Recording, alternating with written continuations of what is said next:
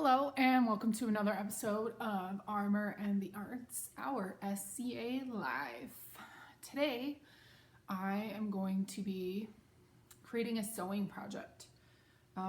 What I have in my hands right here is my husband's old cloak. He made this cloak somewhere between 18 and 20 years ago. It was one of his first pieces of garb. And he's never replaced one like this. I'll show you here in a second what it looks like. So he has rabbit pelt here. As you can see, it's coming loose a little bit. I have hand stitched it. It is in approximately a half circle. And then he has a rope that goes around. So he likes to bring it around through his arms and around the back. He has also put a couple of buttons on here, and when I hold it out, you can see it's shorter in the front than it is in the back. Okay, let's get started. First thing I'm going to do is go ahead and lay this fabric a good side down. Because it's so important to him to have one exactly or similarly cut, I'm going to use the original cloak. Whoops, I'm gonna take my shoes off.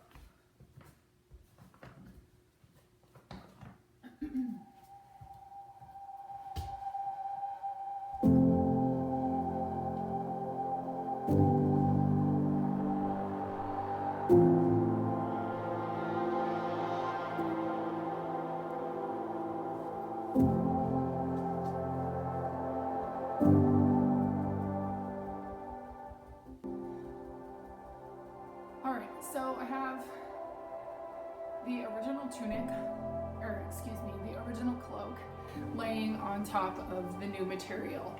Because I am going to be lining the new fabric with this linen right here, I'm going to go ahead and cut about, and I'm just going to eyeball it, I'm going to go about an inch larger all the way around the gray tunic that's here. First, I'm going to put a few pins in to keep the fabric from shifting while I'm cutting, and then we'll go from there.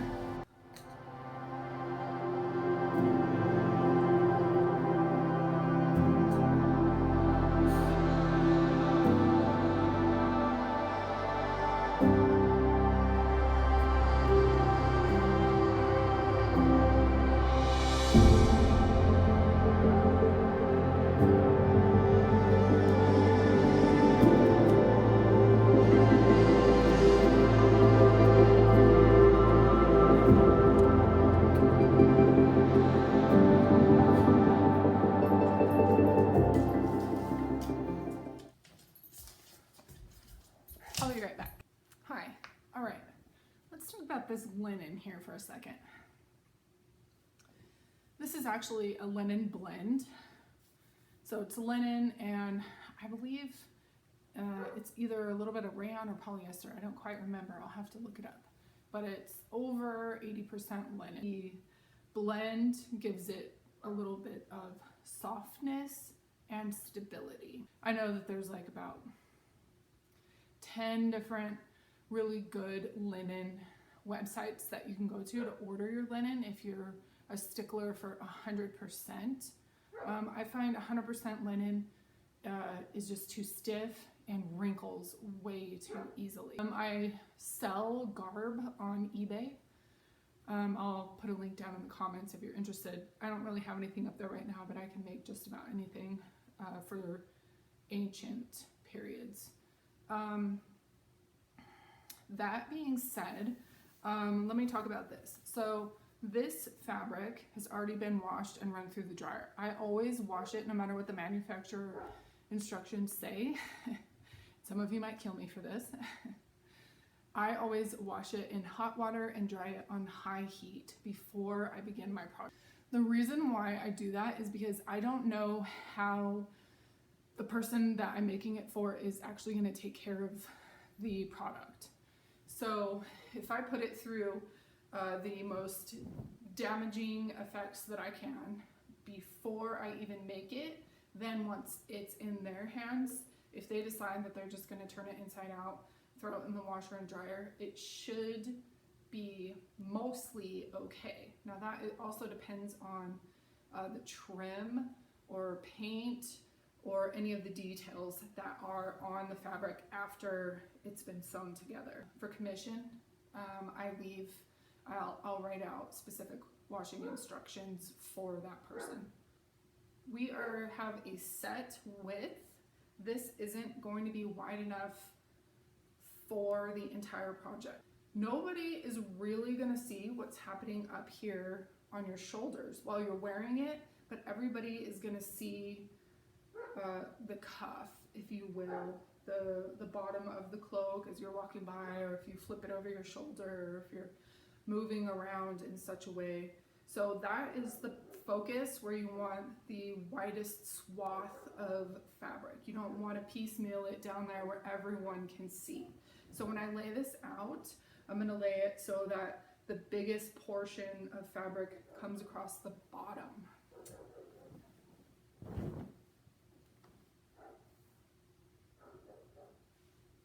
Okay, I'm not actually going to cut it right now. I'm just kind of showing you what I'm talking about. Sorry about this. Okay, so as you can see here, this fabric does not come up to the neckline. It doesn't come all the way around the collar, nor does it match all the way up here if I have it match the bottom over there. So when I actually do cut the fabric, I'll have these corners of scraps. So I have about this much material on both sides. So that'll be more than plenty to fill in the gaps up here. There you go. All right, I'm gonna go ahead and pause it and cut this out, and I'll be right back. All right, so I'm just checking in with you really quick. Oops, I just walked all over this, got it dirty, dang it. The first thing I did was to take this really fuzzy, soft material that is gonna be for the cloak, and I folded it in half. First of all, just to make sure that it matches itself down the center. So I wanted to make sure that the neckline matched. I wanted to make sure that the outer curve matched, that they were the same length and width, and everything looks good. So the second thing that I did was go ahead and fold my linen in half. I laid the cheetah print out and put the original cloak on top because I was creating a pattern. Now I'm just trying to match this linen, and I'm okay if there's a little bit more than I need. So if any of you are watching this and you live in Kaid, you may already be familiar with some of my garb. You may know me as Fashioned by Ovidia, or Ovidia's Garb and Ancient Interests. What do I call it? Guard? No. Husband, help me out here. Hopefully all this gets cut. We were in a short-lived group called Legionary. We were 4th century Romans. I made all of our court tunics, and I made all of the battle tunics for the men, so they had 2 pieces of garb. Now my husband was with Myrmidons prior to knowing me, so early 2000. We got married in 2010. Now we're living in Utah, and we are attempting to create a Myrmidons boat up here. So if you're in the southern Utah area, Cedar City, St. George, somewhere around there, please come play. In case you're wondering why Legionary was short-lived, we all moved. So we all just kind of like and it all happened right around the same time. We're all still in touch. We all still love each other. It was an amazing time, and I'm very thankful for it. So instead of using these corners, because it actually didn't work out for me the way I thought, I'm gonna go ahead and go grab my scraps. I'll pull this back so you can see it. So you can see I still need to take care of this. So keep that in mind. Always buy a little bit of extra just in case. Let's talk about one more thing. The fur. So Gaius's original cloak has rabbit pelts on it. You can go for actual rabbit pelts, or you can use faux fur. So he's still keeping his original cloak. He's not getting rid of it. There's a lot of good energy in it. But for his new cloak, we're actually going with faux. Da-da-da-da. Mommy has a throw. This is not washable, right? I'm just kind of scared of what would happen. Put it through its worst conditions before giving it to someone. Okay, so what I'm gonna do here is lay this out and lay the old cloak on top of it to try and estimate exactly how much I need to go across his shoulder. This time I'm gonna try and match corners as much as possible. I'll be right back. So here you can see that I have the cloak laid out.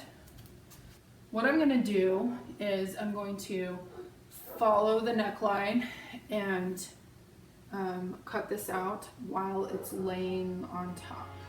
I'm pretty good at eyeballing, so on a project like this, I don't always measure. I know, terrible.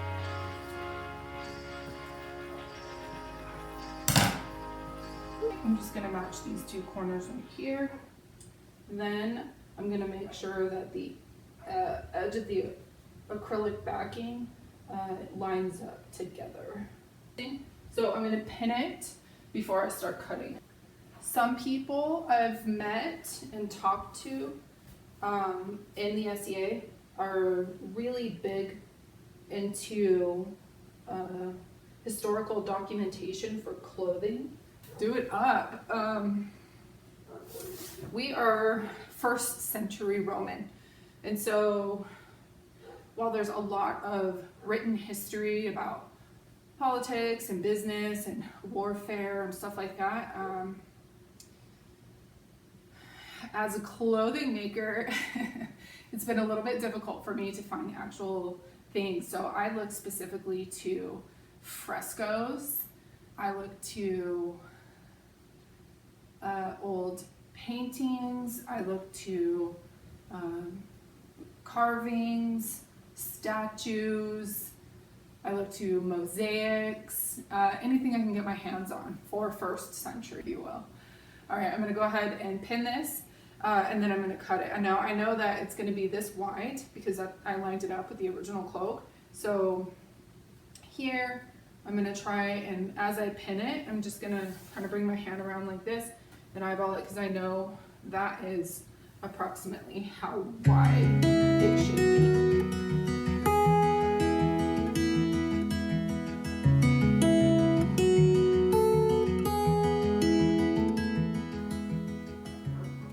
All right, I'm ready to go. Let's get cutting.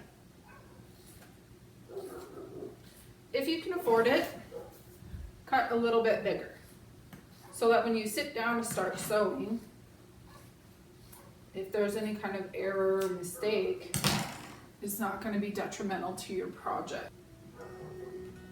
There it is. Nice half circle. There we have it. Nice shoulder piece. Like that. Looks like date night. Woo! Next step is sewing. So what I'm going to do is line up. Well, first I'm going to sew the scraps on to each other. Then I will lay out the linen on top of. I'm thinking I need to make something with this for myself. What do you guys think? All right, I'm gathering up all my materials and I am heading up to my dining room table. That's where I have my sewing machine set up. I'll be bringing all the fabrics up there. If you've been enjoying this video so far, please go ahead and comment what has been your favorite thing so far. Go ahead and like it and subscribe. And if this video has value to you, please go ahead and share it with your friends. All right, we'll see you upstairs. I don't use anything fancy. You can get this little machine or one like it over at your local craft store, sewing store. There are way better sewing machines on the market. Personally, one day I'd like to have a Juki, but that's just me. I can wish and hope, but I don't know. Anyway, so this is actually my daughter's machine. This is a brother. And yeah, so everything that I make is just on a simple machine that you can get just about anywhere. Let's get started.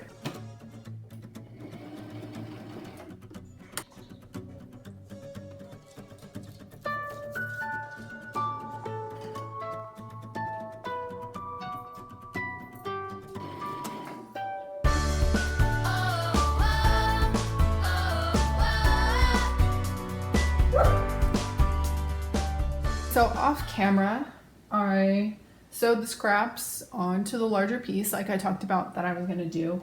And then I put a few pins around the outer edges of the cloak, which is what I'm going to sew right now. I didn't do anything around the neck. I wanted to lay it all flat, kind of see how it's shaping up before I move on to that section. Plus, I'll be adding the faux fur. I just like to go on a medium tension, have it on a nice wide straight stitch, not quite a baste, like the next one down, I guess you could say. And we'll just go from there.